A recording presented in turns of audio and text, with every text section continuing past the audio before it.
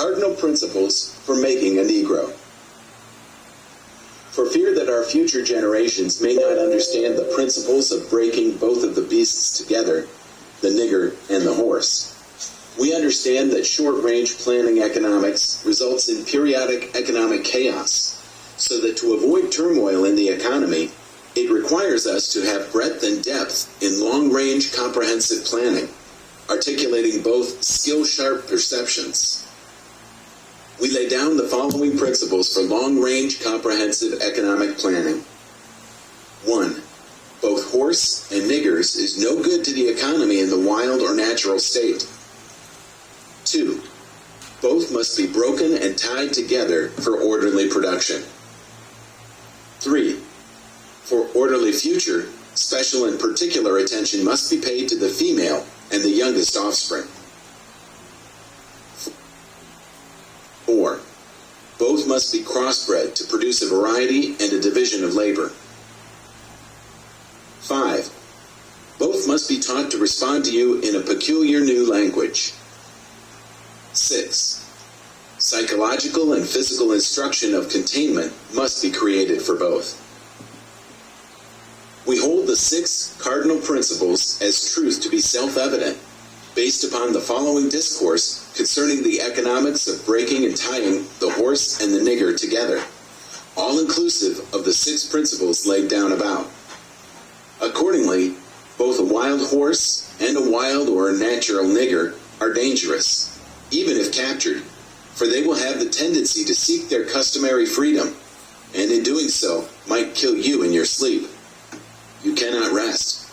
They sleep while you are awake, and are awake while you are asleep. They are dangerous near the family house, and it requires too much labor to watch them away from the house. Above all, you cannot get them to work in this natural state. Hence, both the horse and the nigger must be broken. That is, breaking them from one form of mental life to another. Keep the body and take the mind. In other words, break the will to resist. Now the breaking process is the same for both the horse and the nigger, only slightly varying in degrees. But as we said before, there is an art in long-range economic planning. You must keep your eye and thoughts on the female and the offspring of the horse and the nigger.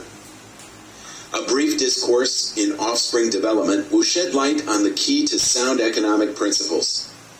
Pay little attention to the generation of original breaking, but concentrate on future generations.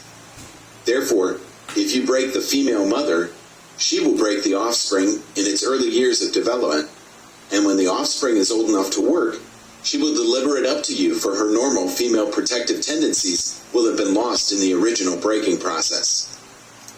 For example, take the case of the wild stud horse, a female horse, and an already infant horse, and compare the breaking process with 2 captured nigger males in their natural state, a pregnant nigger woman and her infant offspring.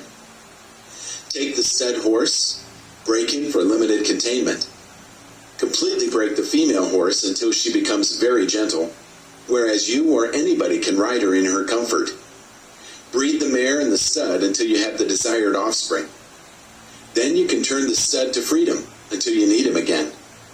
Train the female horse where she will eat out of your hand, and she will in turn train the infant horse to eat out of your hand also. When it comes to breaking the uncivilized nigger, use the same process, but vary the degree and step up the pressure, so as to do a complete reversal of the mind. Take the meanest and most reckless nigger, strip him of his clothes in front of the remaining male niggers, the female and the nigger infant. Tar and feather him. Tie each leg to a different horse faced in an opposite direction, set him on fire, and beat both horses to pull him apart in front of the remaining nigger.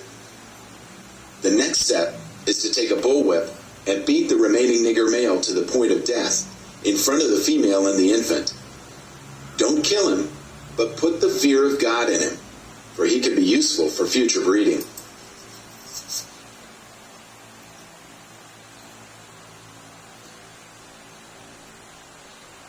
Hate speech, hate taught, hate do, hate walk by the so-called white race.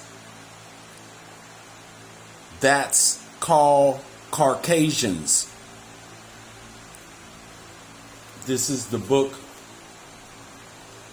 of Colossians, chapter 3, verse 25.